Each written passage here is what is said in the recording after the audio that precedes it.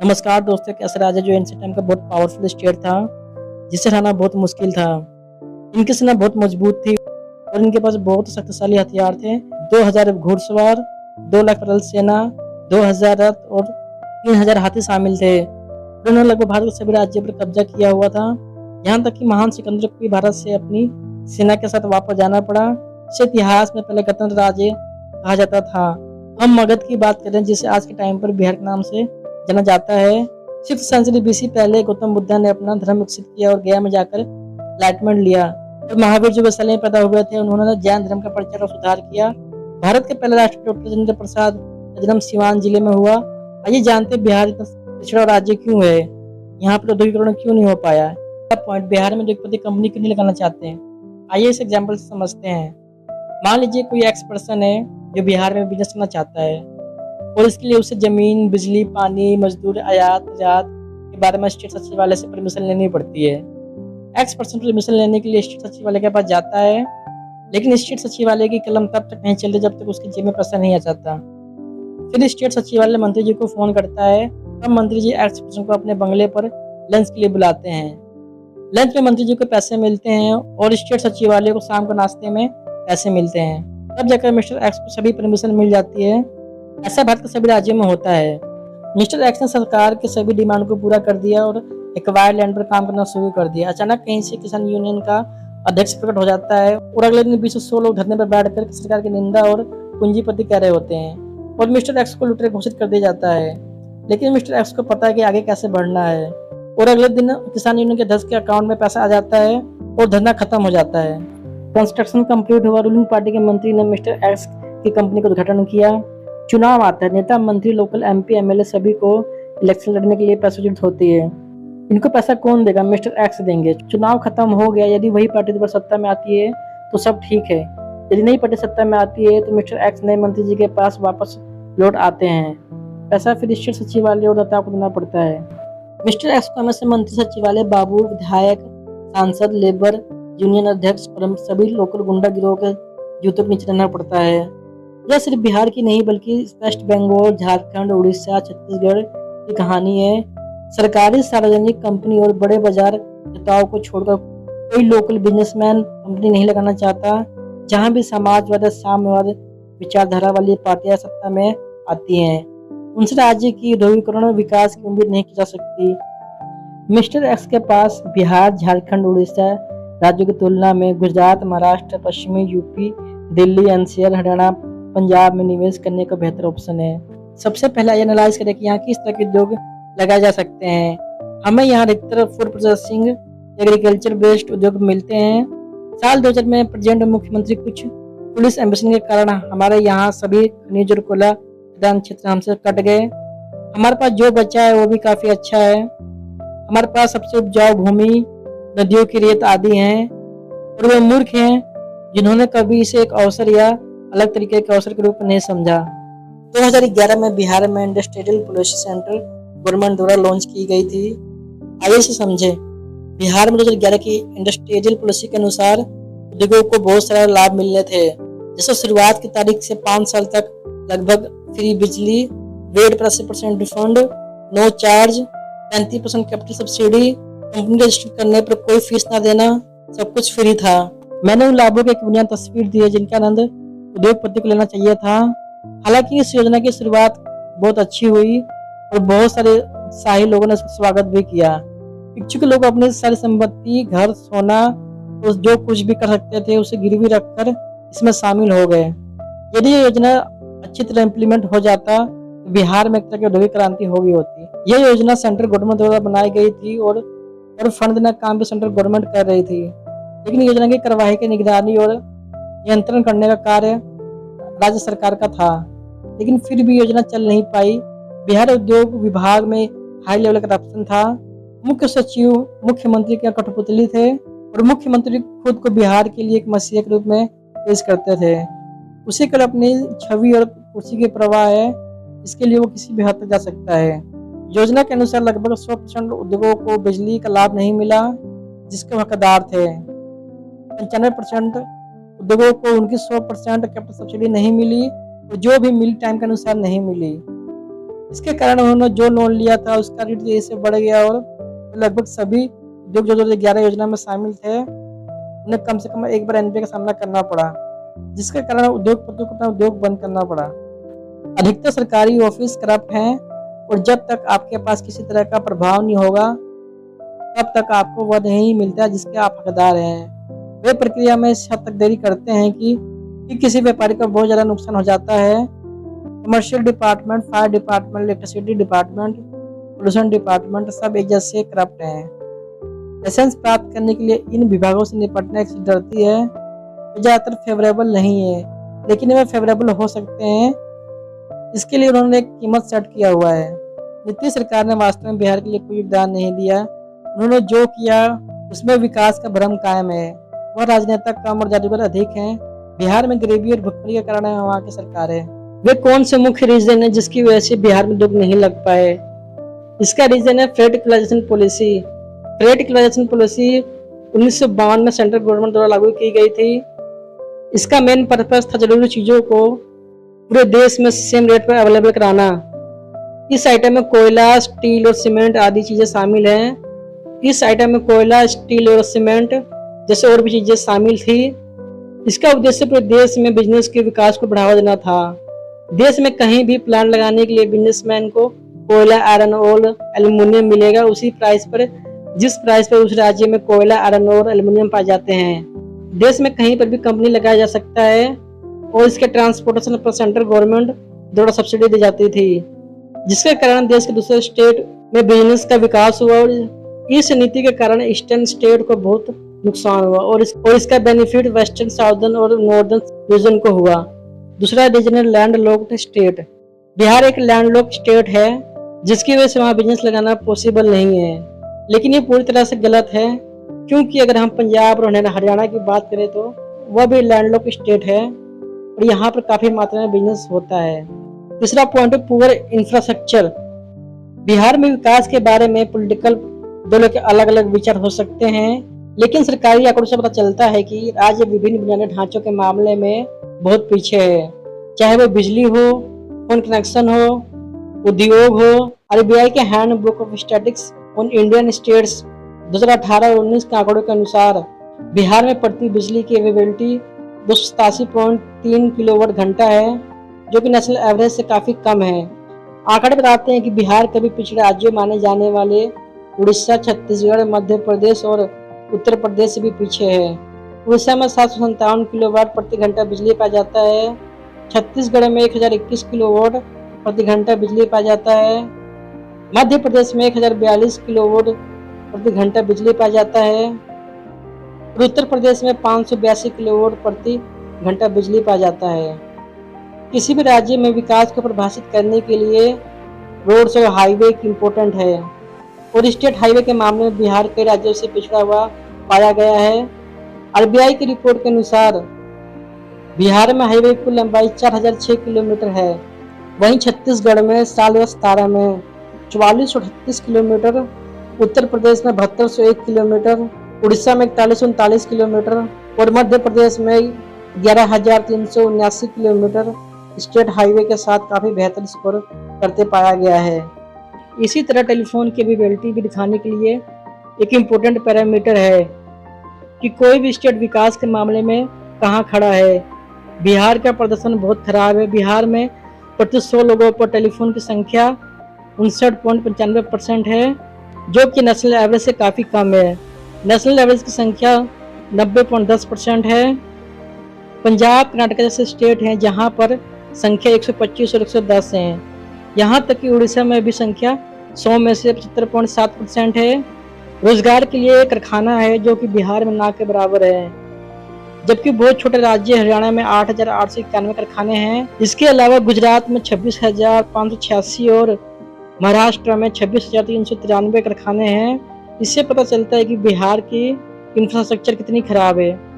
बिहार इस मामले में बहुत आगे है। इसका मेन रीजन है भारत के दूसरे राज्यों की तुलना में इसका पिछड़ापन होना। और बिहार की लिटरेसी रेट है, उनमें से मेल लिटरेसी रेट 71.20% है, जबकि फीमेल लिटरेसी रेट 51.50% है।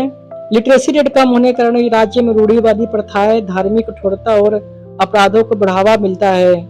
बिहार में लोग आज भी उसी पुराने समय में जी रहे हैं जहां इंटरकास्ट और इंटर रिलीजन में शादी नहीं होती, बल्कि राज्य में शासन व्यवस्था भी बहुत खराब है।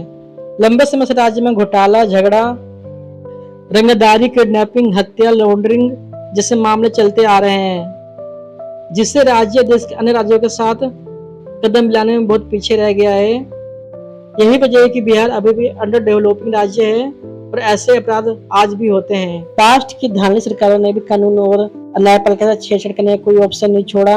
उन्होंने पुलिस, कानून और कोर्ट के निर्णयों का मजाक उड़ाया है। यही कारण है कि मामले भीड़ भाड़ द्वारा सुलझाए जाते हैं, क्योंकि कोई भी सरकारी प्रक्रिया में विश्वास नहीं करता। पांचवा रीजन है एजुकेशन सिस्टम। बिहार सरकार द्वारा जारी रिपोर्ट के अनुसार राज्य की 22.67% पॉपुलेशन की पढ़ाई लिखाई मात्र क्लास 1 से 5 तक की है। उससे आगे की पढ़ाई लोगों ने नहीं किया। इसके अलावा क्लास 6 से 8 तक की पढ़ाई 14.33% पॉपुलेशन ने की है। कई गांव में पहले 8वीं क्लास तक स्कूल थे, इसलिए लोग आगे की पढ़ाई नहीं कर पाए। वहीं 9वीं और 10वीं क्लास से शिक्षा पाने वाली पॉपुलेशन की संख्या 14.71% है। 11वीं और 12वीं की शिक्षा प्राप्त करने वाली आबादी की संख्या और भी कम है। सर्वे रिपोर्ट के अनुसार उनकी संख्या 9.19% है। स्टेट गवर्नमेंट के द्वारा प्राइमरी स्कूल के लिए इनकॉम्पिटेंट टीचर को अपॉइंट किया जाता है, जिनमें से अधिकांश के पास फेक डिग्री और बहुत कम टीचिंग स्किल होता है। गांव में अधिकतर स्टूडेंट केवल मुफ्त भोजन और अन्य चीजें मिलने की वजह से जाते हैं, जिससे एजुकेशन सही ढंग से नहीं मिल पाता। लालू यादव ने अपने 15 साल के शासनकाल में बिहार के विकास पर ध्यान क्यों नहीं दिया? एक छोटे से गांव के लड़के से बिहार के सीएम तक का सफर लालू यादव के लिए आसान नहीं था। लालू यादव का राजनीति सफर संघर्ष से भरा हुआ था और वह सही समय पर सही व्यक्ति थे। 1973 में वो लगभग 2 वर्षों से पटना के कॉलेज में क्लर्क के रूप में काम कर रहे थे और तब ओपोजिशन पार्टी पटना यूनिवर्सिटी के स्टूडेंट यूनियन के प्रेसिडेंट के लिए ओबीसी कैंडिडेट की तलाश कर रहा था और फिर उन्होंने लालू यादव को सिलेक्ट किया और फिर से नामांकन के एक विद्यार्थी के रूप में। जब लालू यादव पटना यूनिवर्सिटी में स्टूडेंट यूनियन के प्रेसिडेंट, तब जेपी आंदोलन चल रहा था। इससे लालू यादव की छवि को काफी लोकप्रियता मिली। 1977 के लोकसभा इलेक्शन के लिए टिकट पाने वाले एकमात्र छात्र लालू यादव थे और वो 29 साल की उम्र में लोकसभा पहुंचे। 1980 के दशक में लालू यादव एमएलए थे और ओपोजिशन पार्टी के मिड रेंज के नेता थे। उस साल सबसे लोकप्रिय जनता दल के नेता कर्पूरी ठाकुर का 64 साल की उम्र में निधन हो गया था।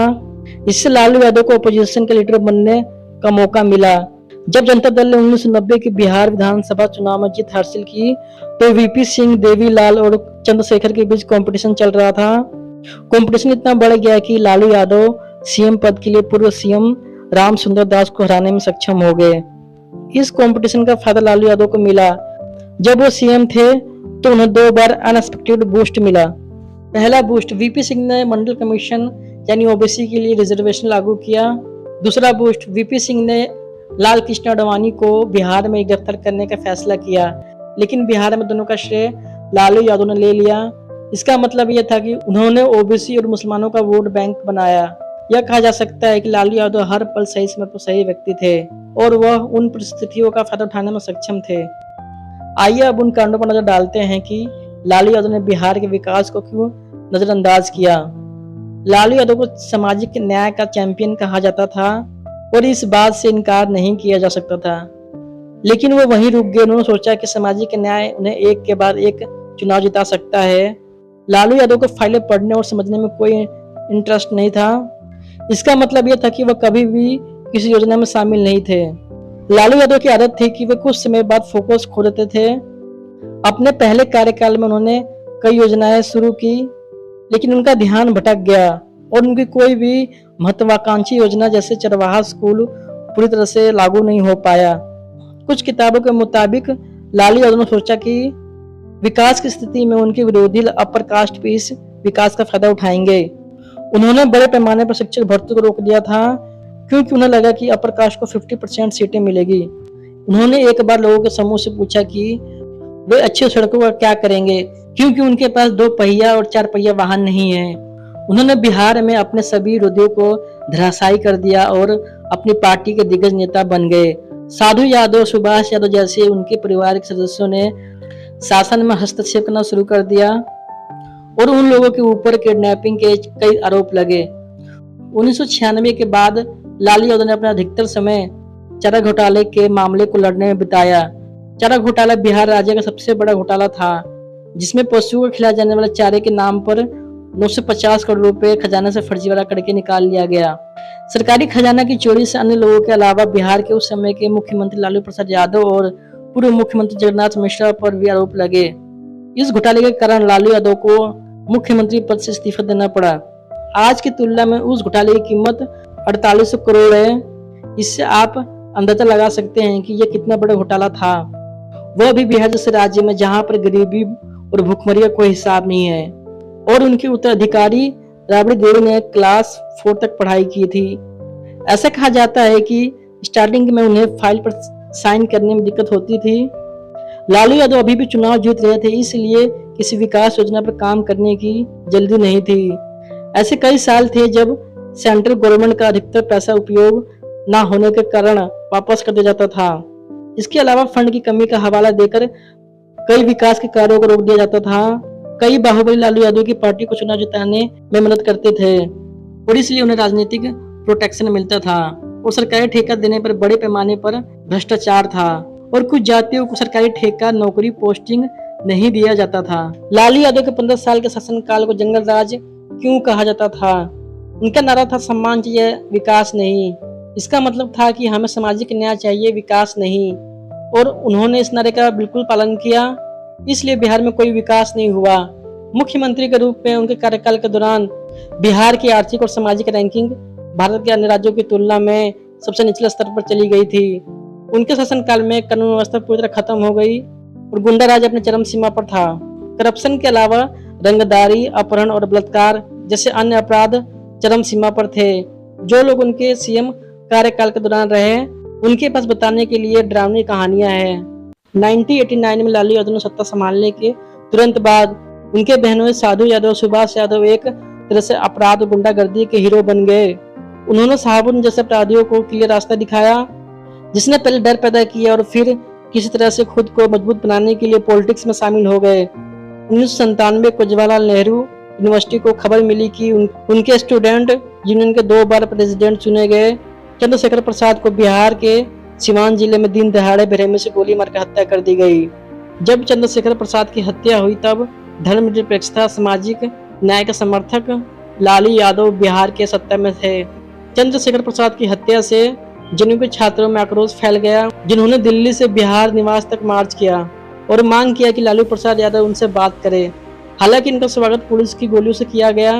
आरजेडी दल के सांसद मोहम्मद साहबुद्दीन इस हत्या के मुख्य आरोपी थे, जबकि आरजेडी के दूसरे नेता सुभाष यादव ने पुलिस को प्रदर्शनकारियों पर गोली चलाने का आदेश दिया। जब लालू यादव की बेटी की शादी पटना में हो रही थी तो लालू के बहनों साधु यादव ने शादी के मेहमानों को हवाई अड्डे से लाने के लिए शोरूम से 100 से अधिक कारों को जबरदस्ती छीन लिया। जिन्होंने इसका पालन नहीं किया, इनके शोरूम को बहुत नुकसान पहुंचाया गया। लालू यादव ने शादी में 100 करोड़ रुपए खर्च किए और जबकि सरकारी कर्मचारियों को सैलरी देने के पैसे नहीं थे। यह बात 1999 की है और बिजनेस ओनरों को रंगदारी देने के लिए फोर्स किया गया है। यदि उन्होंने ऐसा नहीं किया तो उनके बच्चों का अपहरण कर लिया जाता था।